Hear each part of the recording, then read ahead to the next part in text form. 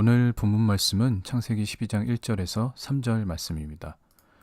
여호와께서 아브라함에게 이르시되 너는 너희 고향과 친척과 아버지의 집을 떠나 내가 내게 보여줄 땅으로 가라. 내가 너로 큰 민족을 이루고 내게 복을 주어 내 이름을 창대하게 하리니 너는 복이 될지라. 너를 축복하는 자에게는 내가 복을 내리고 너를 저주하는 자에게는 내가 저주하리니 땅의 모든 족속이 너로 말미암아 복을 얻을 것이라 하신지라. 이것은 하나님께서 아브라함에게 처음 하신 말씀인데요. 이것이 아브라함의 언약의 시작이고 이후에 몇 번에 걸쳐서 구체적인 그 언약의 내용들을 말씀하십니다. 지난 시간에 우리가 성경의 그 배경적인 부분에 대해서 말씀을 드렸는데요. 성경은 히브리적 배경에서 기록되었습니다. 그리고 순서가 중요하다고 말씀을 드렸죠. 성경의 저자 또는 이 후대의 편집자들은 성경에 어떤 이야기들을 기록할 때 어떤 의미를 담아서 의도를 가지고 이야기들을 이렇게 순서들을 배치를 합니다. 그렇기 때문에 우리가 성경의 어떤 구절들을 묵상하거나 공부할 때에는 그 구절이 전체적으로 어떤 맥락 가운데 나온 말씀인지 앞뒤에 나오는 문맥들을 살펴보는 것이 중요합니다. 이것은 성경 말씀을 이해하는 데 있어서 가장 그 기본적인 원리 중에 하나인데요. 앞뒤 문맥을 살펴보지 않고 자기가 보려고 하는 구절만 딱 잘라서 보게 되면은 약간 자기 마음대로 그렇게 해석하게 되는 경향이 있습니다. 그래서 이것은 주로 이단들이 이렇게 자기들의 교리에 맞게 성경을 해석하기 위해서 그 구절을 잘라서 그 구절들만 보고 해석을 하는 경우가 있는데요. 그래서 우리가 성경을 기본적으로 이렇게 볼 때 정확하게 이해하려면 앞뒤 문맥을 잘 살펴보고 어떤 흐름 속에서 나오는 말씀인지를 잘 파악을 해야 합니다. 그런데 이것이 모든 구절과 모든 경우에 적용되는 것은 아니고요. 지금 말씀드린 것은 성경 말씀의 기본적인 이해를 하는 경우에 대해서 말씀드린 것입니다. 그러나 복음서와 바울의 서신서를 보면 선지서나 시편의 말씀들을 그 문맥과 관계없이 메시아에 대한 예언으로 해석하는 것들이 많이 나옵니다. 그래서 예언이나 계시적인 영역에 있어서는 문맥과 무관하게 해석될 수도 있습니다. 다시 창세기 12장 1절 말씀을 보시면은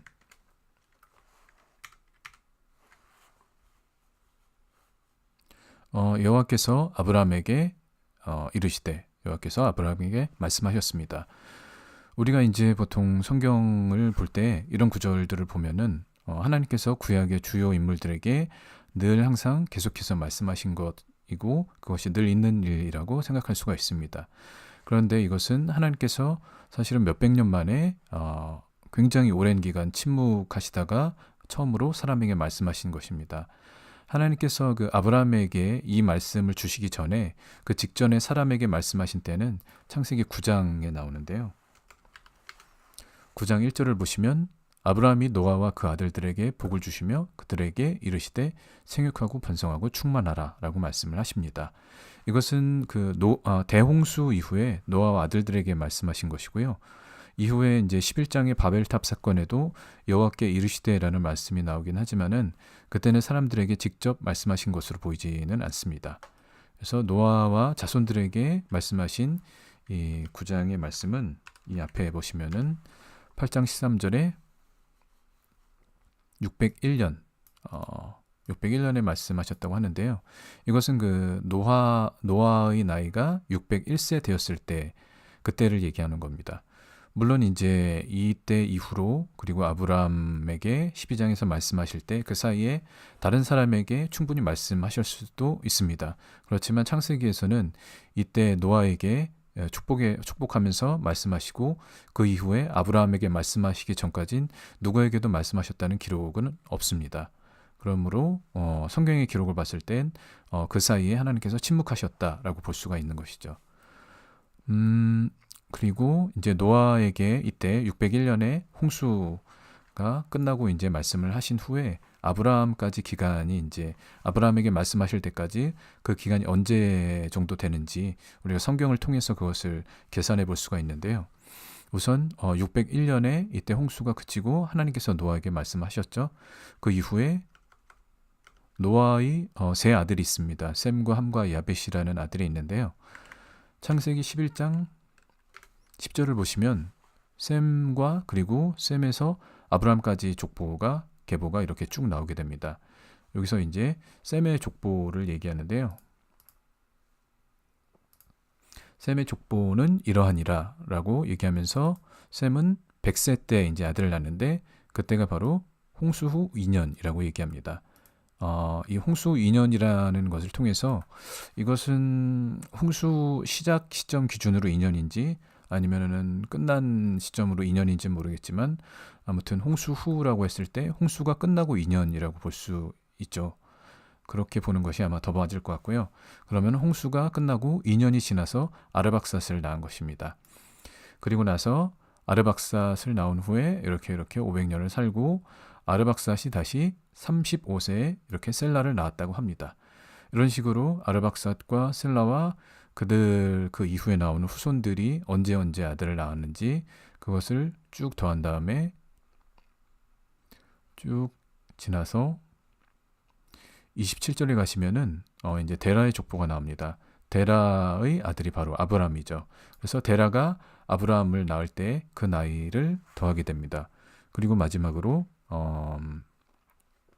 창세기 12장 1절을 보시면은 이때 이제 하나님께서 아브라함에게 말씀을 하시죠. 이때 아브라함의 나이까지 더해야 하나님께서 노아에서 아브라함 사이에 침묵하신 기간을 알 수가 있는데요. 이것에 대한 힌트는 이것에 대한 그 정확한 나이는 4절에 나옵니다. 그래서 하나님께서 말씀을 하시고 아브라함이 이렇게 순종을 해서 그 하란을 떠날 때의 나이가 75세라고 나오죠.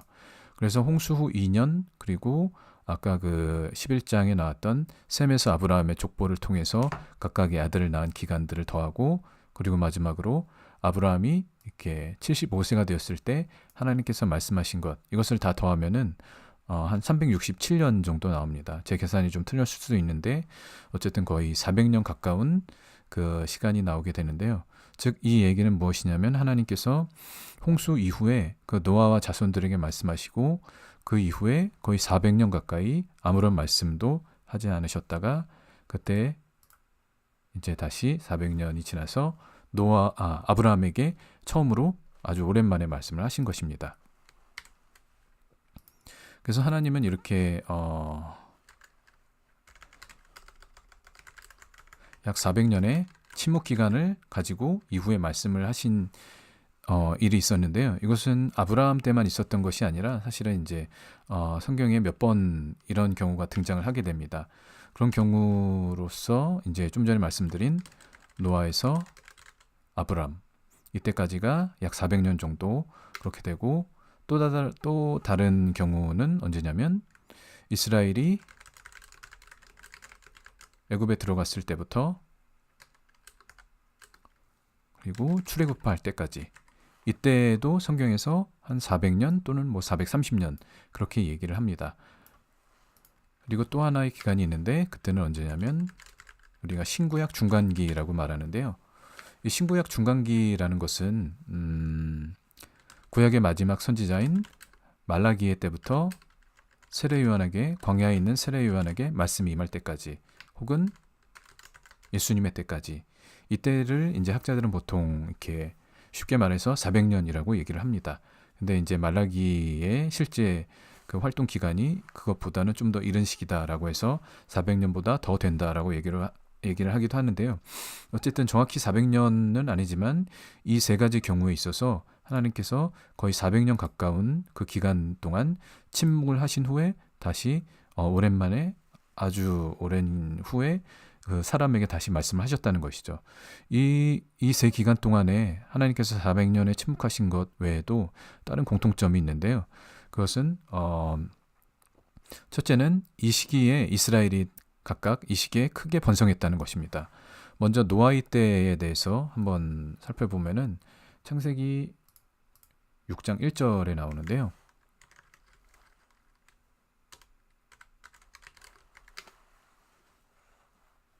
사람이 땅 위에 번성하기 시작할 때 그들에게서 딸들이 나니 그래서 사람이 이렇게 땅 위에 번성한다라는 말씀이 나오고요. 그리고 아까 말씀드린 두 번째 기간 이스라엘이 애굽에 들어가고 나서 출애굽할 때까지 그때의 기간에도 이스라엘이 그 이집트에 들어간 후에 이스라엘 자손이 생육하고 불어나고 번성하였다라고 1장 7절에 이렇게 나오죠. 그리고 세 번째 말씀드린 신구약 중간기에는 이런 구절이 나오지 않습니다. 왜냐하면은 신구약 중간기에 대한 그 기록 자체가 성경에 들어있지 않기 때문인데요. 그런데 그때 어떤 것들이 이런 번성이 있었다고 볼 수 있는 것을 추측해 볼 수 있는 구절이 있는데요.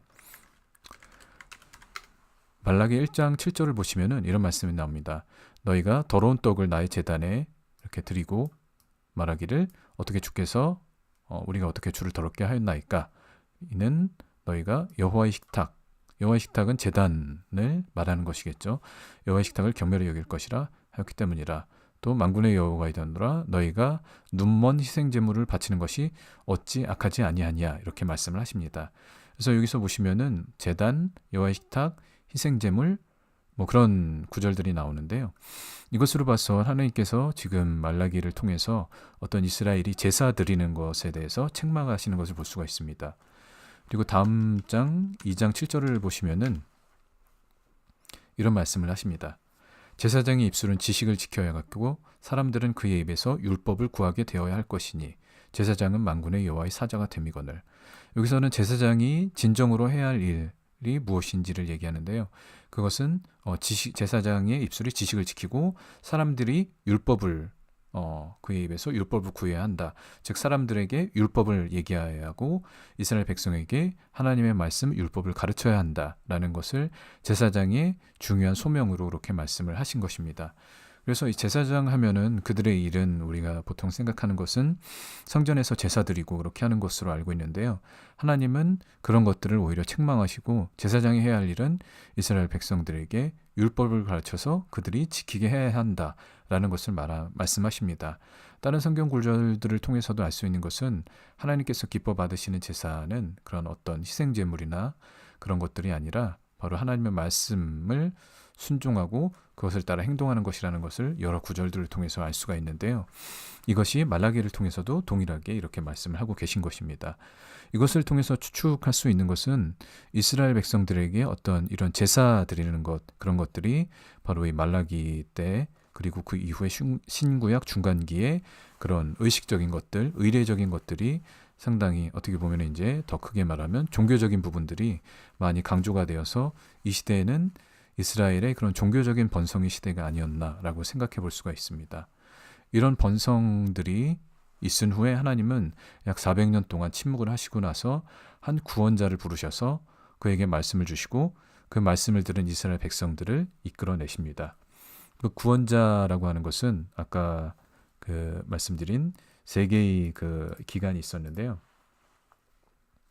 노아와 아브라함의 시대에는 이제 아브라함이 해당되고 그리고 출애굽 때는 모세 그리고 신구약 중간기 이후에는 예수님이 될 수가 있습니다. 그런데 이제 조금 우리가 이것을 이제 좀 잘 이해가 안 되는 부분이 있을 수가 있는데요. 물론 이제 예수님 구원자로서의 예수님은 우리가 너무나 명확하게 잘 알고 있고 또 출애굽 때 모세의 역할도 예수님의 모형으로서 그렇게 나타나는 것, 이스라엘 백성을 그 이집트에서 이끌어내는 것으로서 잘 알고 있는데요. 구원자로서의 아브라함의 그런 모습은 우리에겐 약간 좀 생소한 것이라고 할 수 있습니다. 그리고 도대체 아브라함은 어떤 그런 환경 가운데에서 그들의 가족을 이끌고 나왔는지 그것을 잘 조금 우리가 이해하기가 쉽지가 않은데요. 이것을 알려면 아브라함이 태어난 그 지역이 어떤 특성을 갖고 있는지를 알아야 합니다. 아브라함이 어디서 태어났는지를 보려면은 창세기 12장에 나오기 바로 직전에 그 11장에 보면은 아브라함의 탄생에 대해서 그렇게 나오는 구절이 있는데요. 창세기 11장 27절 말씀입니다. 데라의 족보는 이러하니라. 데라는 아브람과 나홀과 하란을 낳고 하란은 롯을 낳았으며 그래서 데라가 바로 아브라함의 아버지이고 데라가 낳은 자식은 아브라함과 나홀과 하란입니다. 그리고 28절을 보시면은 이제 하란이 그 아비보다 먼저 죽었다라고 그렇게 나오는데요. 하란이 죽은 그 장소로 그의 고향 갈대아인의 우르라고 얘기합니다. 그래서 하란이 죽은 곳은 갈대아인의 우르인데 그곳이 바로 하란의 고향이고 이것은 이 고향이라는 단어는 히브리어를 봤을 때 그 태어난 곳이라는 그런 뜻도 있습니다. 그래서 하란이 태어난 곳은 갈대아인의 우르였고 27절을 보시면은 그때 아브라함과 나홀과 하란이 같은 곳에서 태어났다고 볼 수 있습니다. 그래서 아브라함이 태어난 곳도 갈대아의 우르라고 이렇게 볼 수가 있죠. 그리고 나서 이 데라는 이제 이후에 보시면은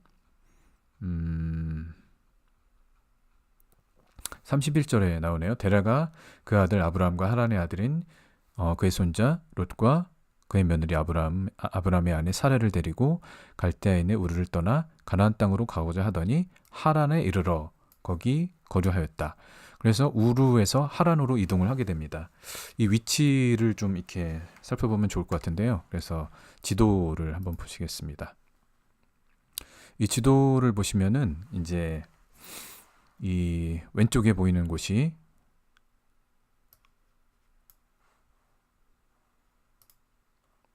이 가나안이라고 적혀 있는데요. 여기가 이스라엘이고 위에가 이렇게 사해가 있고 위에가 갈릴리가 있고 아래쪽에 사해가 있습니다.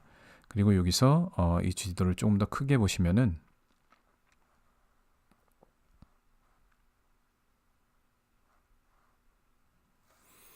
이 오른쪽에 티그리스강 그리고 아래 유프라테스강이라고 나오죠. 그래서 지금 이 표시된 선은 아브라함의 여정을 말하는데요. 이 오른쪽 아래에 보시면은 작게 우르라고 써 있습니다. 이곳이 바로 우르이고요. 이 우르는 메소포타미아 그 두 강의 하류 지역, 이 페르시아만 가까운 곳에 있는 이곳이고 여기는 고대에 이제 그 바벨론과 수메르 제국이 있었던 곳입니다. 그리고 아브라함은 이 우르를 떠나서 위로 쭉 올라가서 상부 메소포타미아라고 얘기하는 곳인데요. 여기에 보시면은 이 가운데 여기가 바로 하란입니다. 그래서 이 하란을 거쳤다가 다시 그 아래 이스라엘 땅으로 들어오는 그런 여정을 이제 아브라함이 갖게 되는데요. 그래서 우리 그 아브라함이 태어난 곳으로 이 지도상에서 오른쪽 아래에 있는 곳이 우르이고 그리고 위쪽에 있는 곳이 하란인데 이 우르와 하란은 공통점이 있습니다. 이 우르와 하란은 그 학자들에 의하면은 둘 다 그 달의 신을 섬기는 곳이라고 나오는데요. 성경에서도 보면은 실제로 이 데라가 우상을 섬겼다라고 직접적으로 언급하는 구절이 있습니다. 거기가 어디냐면 여호수아서에 나오는데요. 여호수아서 24장 2절에 나옵니다. 여호수아가 모든 백성에게 이르되 이스라엘 하나님 여호와께서 이같이 말씀하시기를 옛적에 너희의 조상들 곧 아브라함의 아버지 나홀의 아버지 데라가 강 저쪽 메소포타미아 유프라테스 강 저쪽 아까 보여드린 그 우르 하란 그쪽에서 거주하였는데 다른 신들을 섬겼다라고 나옵니다. 그래서 그 다른 신이 학자들은 이제 달의 신이라고 얘기를 하기도 합니다. 그러므로 이 데라는 우상을 섬긴 사람이었고 그의 가족, 친족들도 아마 비슷한 그런 종교적 배경을 가졌을 것 같은데요. 이 아까 지도상에서 보여드린 그리고 이 데라의 가족들이 있었던 우르와 하란은 모두 달의 신을 섬기는 장소였기 때문에 하나님께서 이 아브라함을 부르신 것은 그 우상 숭배라는 그 배경 속에서 이끌어내셔서 가나안 땅으로 이렇게 인도하신 것이라고 볼 수가 있습니다.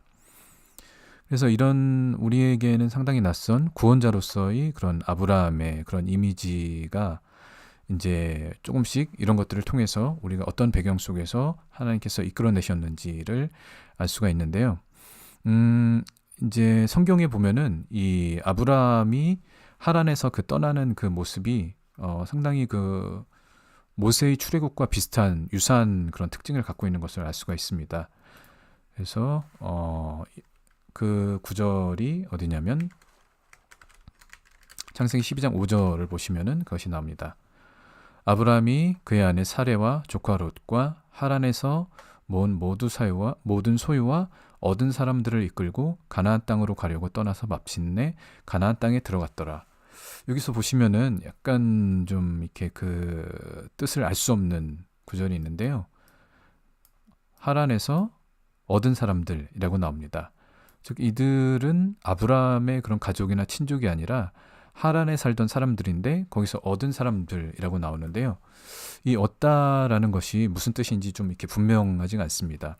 그래서 우리가 이제 살펴보려고 하는 것이 탈굼이라는 책이 있는데요. 탈굼에는 이것이 상당히 명확히 나와 있습니다.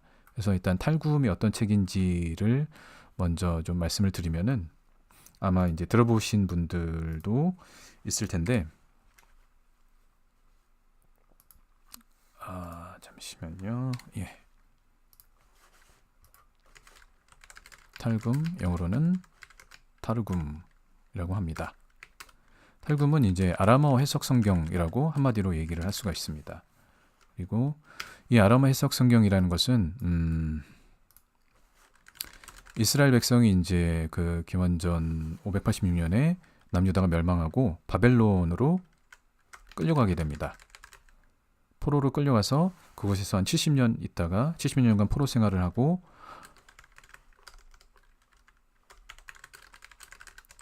그리고 나서 다시 이제 이스라엘 땅으로 돌아오게 되는데요.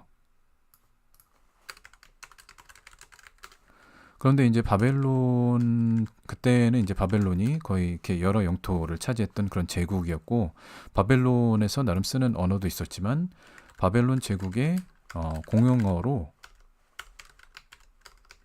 아람어를 썼습니다. 아람어를 쓴 이유는 그들이 썼던 그런 문자나 어떤 그런 것보다도 좀 이렇게 쉽게 이렇게 사람들이 쓸 수 있고 뭐 그런 이유가 있었다고 합니다. 이렇게 여기서 이제 구체적으로 말씀드리기가 너무 길어지기 때문에 아무튼 그런 이유로 공용어로서 아람어를 썼습니다. 그래서 마찬가지로 이스라엘 백성이 여기서 이제 70년간 머무르면서 70년간 포로 생활을 하면서 자연스럽게 그들이 쓰던 언어가 아니라 주변의 사람들이 다 함께 쓰던 아람어를 사용하기 시작합니다. 그러면서 많은 사람들이 히브리어를 읽게 되는데요. 그런데 문제는 이제 이들이 포로에서 돌아온 후에 이제 다시 이들이 그 땅에서 이스라엘 땅에서 다시 이제 그들의 나라 민족 회복하고 제사를 회복하고 성전을 짓고 그렇게 하려면 이들에게 있어서 가장 중요한 것은 하나님의 율법이 가장 기준이 되어야 합니다. 그래서 제사장 그 에스라나 그런 제사장들이 율법을 가르치는 일들을 합니다. 그런데 이 율법은 뭘로 되어 있냐면 히브리어로 기록되어 있죠. 많은 분들이 아시는 것처럼. 그래서 이 히브리어로 율법을 가르쳐야 되는데 이스라엘 백성들이 그 바벨론에서 너무 오랜 기간 머무르면서 히브리어를 다 잊어버리고 아람어만 하는 사람들이 이렇게 상당수 많이 있었던 것으로 그렇게 보입니다. 그래서 제사장들이 이것을 율법을 그들에게 이제 율법의 말씀을 가르치는데 히브리어로 얘기했을 때 그것을 못 알아듣는 사람들이 있었던 것이죠. 그래서 그들이 알아들을 수 없는 그 히브리어로 기록된 율법을 그들이 알아들을 수 있는 아람어로 해석해서 이렇게 설명해 준 것이 바로 탈굼, 후대 탈굼으로 이렇게 기록된 것입니다. 히브리어는 히브리어에만 있는 그런 단어의 의미와 관용적 표현들이 사용되었습니다. 그런데 탈굼은 이것을 아람어로 풀어서 설명한 것이기 때문에 우리 이방인들이 히브리 성경을 직역하면은 그 히브리적인 관용구나 의미를 알지 못하기 때문에 놓치는 부분들이 있는데요. 이 아람어로 해석한 탈굼은 그런 부분들을 잘 해석하고 있기 때문에 우리가 히브리적인 의미를 이해하는데 큰 도움을 얻을 수 있습니다. 그러면은 이제 아까 그 창세기 12장 5절에 약간 의미가 애매했던 그 구절, 얻은 사람들, 즉 아브라함이 하란에서 얻은 모든 사람들, 이것이 어떻게 나오는지 탈굼을 통해서 한번 살펴보겠습니다. 탈굼은 지금 이제 탈굼 온켈로스 창세기 출애굽기 이렇게 번역된 책이 있고요. 여기서 창세기 12장 5절을 보시면은 53페이지에 나오고 여기 12장 5절에 이렇게 나옵니다. 아브라함이 그의 아내 사레와 그의 조카 롯과 그들이 얻은 모든 소유와 그들이 하란에서 율법에 복종하게 한 모든 사람들을 데리고 가나안 땅으로 나아갔다. 그들이 가나안 땅에 이르렀다. 여기 보시면은 다시 성경을 볼게요. 성경에 보시면은 어떻게 나오냐면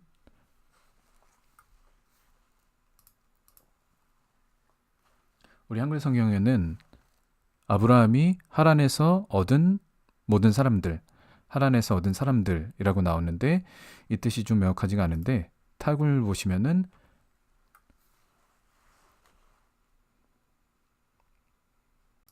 이거를 좀 더 확대해서 보면은 그들이 하란에서 율법에 복종하게 한 모든 사람들 이렇게 나옵니다.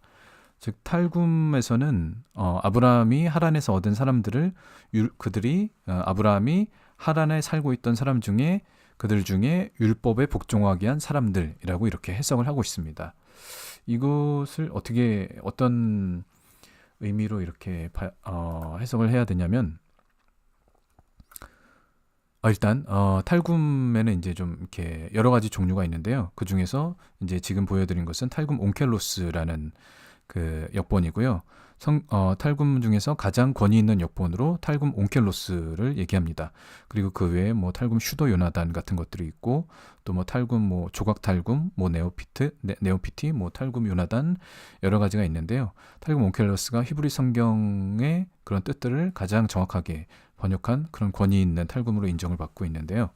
이 탈굼 온켈로스에서 히브리 성경에 나오는 하란에서 얻은 모든 사람들을 율법에 복종하게 한, 즉 이 율법이라는 것은 토라를 얘기하죠. 토라에 복종하게 한 모든 사람들이라고 말하고 있습니다. 잘 아시듯이 이스라엘 백성은 이제 아브라함의 자손들만 얘기합니다. 그리고 그 중에서도 이삭과 야곱의 자손들만을 이스라엘 백성이라고 말하는데요. 그러면 아브라함이 하란에서 율법에 복종하게 이 사람들은 바로 원래 하란에 살고 있었던 아람 사람들, 즉 그들은 이방인이었습니다. 그래서 이 아브라함이 하란에 살면서 이방인들에게 그 하나님의 말씀을 가르친 것입니다. 즉 신약 시대로 말하면은 이방인들에게 유대인들이 이방인에게 복음을 전한 것이라고 할 수 있죠. 그래서 이미 아브라함은 신약 시대의 제자들이 이방인에게 복음을 전하는 일들을 이 구약 시대부터 하고 있었던 것입니다. 이 하란이라는 이방 세계 우상 숭배를 대표적으로 하는 이 도시에서 하나님은 그들에게 하나님을 전하고 하나님의 말씀을 전함으로 그들을 하나님의 말씀에 복종하게 하고 하나님께 순종하는 자들로 그렇게 전도한 것이라고 할 수 있죠. 그래서 이미 아브라함의 때부터 그런 예수님의 천국 복음을 열방에 전하는 그런 모습들이 예언적으로 나타나고 있는 것을 볼 수가 있습니다. 우리가 그냥 히브리어 성경을 보면은 또는 한글 성경을 보면은 아브라함이 얻은 사람들이라고 나오는데, 근데 이것을 탈굼을 통해서 이런 부분들을 이제 우리가 알 수가 있고, 이런 것들이 우리가 바로 이제 우리가 그동안 알지 못했던 부분들을 아는데 도움이 되는 그런 좋은 자료라고 할 수가 있는 것이죠. 어쨌든 중요한 것은 하나님은 이미 구약에서부터 우리는 보통 생각할 때 구약 성경이 이스라엘만 다루고 구약은 하나님께서 이스라엘만 사랑하시고 이스라엘만을 이렇게 구원하신다라고 알고 있는데, 아브라함의 모습에서부터 이미 그런 모든 민족을 구원하시는 하나님의 그 역사를 우리가 볼 수 있는 것입니다. 이 탈굼이라는 것은 기독교와 전혀 관련이 없는 책입니다. 이것이 만약에 뭐 이렇게 이런 복음을 전하는 말씀을 가르치시는 예수님을 아는 기독교인이 쓴 것이라면은 오히려 이런 것들이 좀 신빙성이 떨어질 수가 있는데, 이 탈굼은 유대인들이 쓴 것인데 거기에 이렇게 동일한 이방인들에게 말씀을 가르치는 아브라함의 모습이 나타나고 있는 것은 상당히 이렇게 신기한 그런 내용이라고 볼 수가 있습니다. 또 하나 우리가 이제 봐야 할 자료가 있는데요. 야사렛 책이라는 책이 있습니다. 이 야사렛 책은 아브라함이 태어날 때의 이야기, 성경에 나오지 않는 그런 이야기들이 많이 기록되어 있는데요. 아브라함이 태어날 때 예수님의 모형으로서 그 아브라함을 묘사하고 있습니다. 이 야사렛 책에 대해서 좀 이렇게 간단히 설명을 드리자면은, 이 야사렛 책은 성경에서 언급되는 고대의 책들 중 하나입니다. 야사렛 책에 나오는 것은 여호수아 10장 13절에 보시면은 태양이 머물고 달이 멈추기를 백성이 그 대적에게 원수를 갚기까지 하였느니라. 야사렛 책에 태양이 중천에 머물러서 거의 종일토록 속히 내려가지 아니하였다고 기록되지 아니하였느냐. 여기 야사렛 책이 언급되고, 또 한 군데는 사무엘하 1장 18절입니다.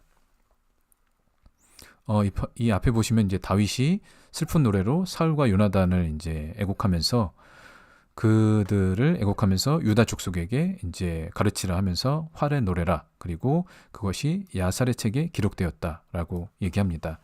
이렇게 그 여호수아서와 사무엘서에서 야살의 책을 언급하고 있는데요. 물론 이제 지금 현재 남아 있는 그 야살의 책이 성경에서 말하고 있는 이 고대의 야살의 책과 이렇게 같은 것이냐에 대한 논란이 많습니다. 당연히 그때 있었던 야살의 책과 지금의 책은 이렇게 동일한 것이다라고 얘기하기는 힘듭니다. 그럴 가능성은 거의 없고요. 그렇지만 이제 이스라엘 백성들은 처음에 이 어떤 성경이나 아니면은 그들에게 전해지는 전승 같은 것들을 구전으로 처음에 많이 이렇게 그 후대에 전했습니다. 그래서 어떤 책들을 보면은 오히려 그 글로 남기는 것보다 구전이 더 정확하다라고 얘기하는 학자들도 있는데요.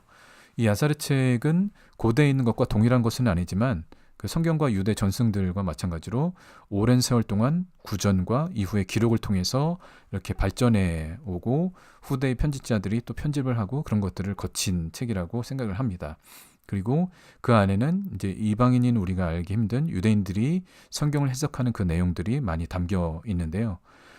물론 이제 우리가 성경을 가장 권위 있게 보는 것이 가장 중요한 것이지만 이런 또 자료들을 통해서 우리가 여러 가지 그동안 알지 못했던 그런 중요한 정보들, 어떤 해석들을 이렇게 얻을 수 있는 것들이 있기 때문에 이런 자료들이 필요할 때마다 이제 좀 참고를 하도록 하겠습니다. 야사레 책에서 그러면은 이 내용을 어떻게 얘기하고 있는지를 보면요. 아까 말씀드린 거는 그 아브라함이 예수님의 모형으로서 야사레 책에 나온다고 이렇게 말씀을 드렸죠. 그래서 야사레 책을 보겠습니다.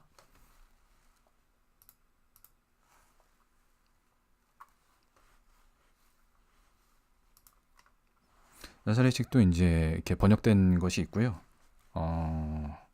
제가 말씀드린 내용은 69페이지에 나오는데요.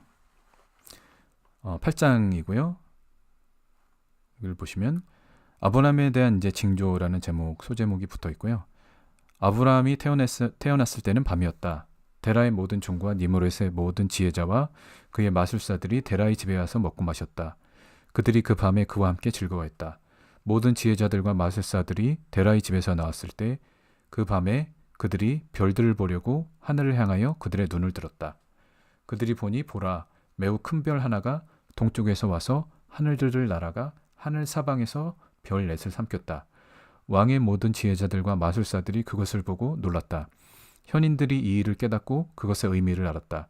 그들이 서로에게 말했다. 이것은 오늘 밤 데라에게 태어난 아이, 즉 아브라함을 얘기하는 것이죠. 데라에게 태어난 아이에 대한 징조이다. 이 아이가 자라서 생육하고 번성하여 온 땅을 차지하고 그와 그의 자녀가 영원히 그리할 것이다. 그리고 그와 그의 씨가 위대한 왕들을 죽이고 그들의 땅을 상속받을 것이다. 이것은 하나님께서 아브라함과 이삭과 야곱에게 주신 그들의 자손과 또 그 땅, 가나안 땅을 주실 것에 대한 내용과 상당히 이렇게 겹치는 내용이 있는데요. 그보다 더 중요한 것은 지혜자들, 마술사들이 나오고 한 별이 징조로서 나타나는 것입니다. 이 내용은 바로 예수님께서 태어나실 때 동방 박사들이 한 별을 보고 예수님의 탄생을 알게 되는 것과 상당히 비슷한 내용이 이렇게 기록되어 있죠. 그래서 야사레 책에서는 아브라함을 메시아의 모형으로서 이렇게 모형적인 인물로서 이렇게 묘사하고 있습니다.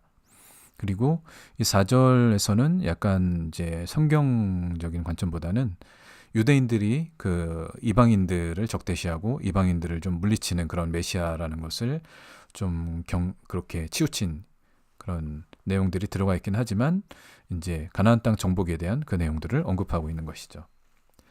그래서 우리는 이제 아브라함을 단지 믿음의 조상이고 하나님의 말씀대로 이렇게 가라 하시는 곳으로 가고 뭐 이렇게 드려라 하면 드리는 사람으로만 알고 있는데 유대교 전승에서는 이 아브라함을 메시아의 모형으로서 그리고 있습니다. 그래서 우리가 전에 이제 살펴봤던 마태복음 1장 1절을 다시 보시면은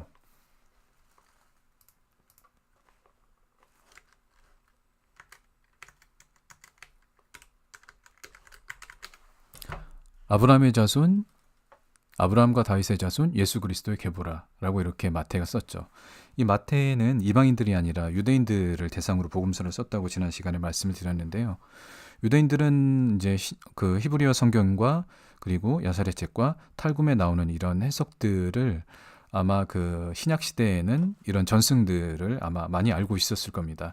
그래서 유대인들에게 이 아브라함의 자손 예슈아라고 얘기를 했을 때 그들은 이런 우리가 그동안 잘 알지 못했던 그런 메시아의 모형으로서의 이 아브라함의 모습을 안 상태에서 이 사람이 얘기하는 것은, 이 마태라는 사람이 얘기하는 것은 아브라함의 메시아의 모형으로서의 모습을 가진 그런 예슈아라는 사람에 대해서 얘기하려는 거구나라는 것을 아마 이렇게 알고 있었을 것입니다. 그래서 그런 것들이 우리도 이제 그런 것들을 조금씩 알아갈 수 있으면 좋을 것 같습니다. 그런 것을 통해서 이제 우리가 예수님이 어떤 분인지, 단지 신약 성경에 나온 예수님이 아니라 구약에 예언된, 아브라함을 통해서 예언된 그런 메시아의 그런 모습들, 그런 언약을 성취하는 메시아이신 예수님에 대해서 앞으로 이제 좀 알아가려고 합니다. 그래서 오늘은 하나님께서 아브라함에게 처음 말씀하신 창세기 12장 1절에서 3절 말씀을 보면서 이것이 예수님과 모세와 비슷한 패턴 속에서 일어난 사건이라는 것, 그리고 모세처럼 아브라함도 구약에서 메시아의 모형적인 인물로 예수님을 예표하는 인물이라는 것을 알 수 있었습니다. 앞으로 아브라함의 여정 가운데서 예수님과 관련된 이런 내용들이 계속 나오는데요. 그런 말씀들을 계속해서 살펴보도록 하겠습니다. 그래서 오늘 강의는 여기까지 하도록 하겠습니다. 감사합니다.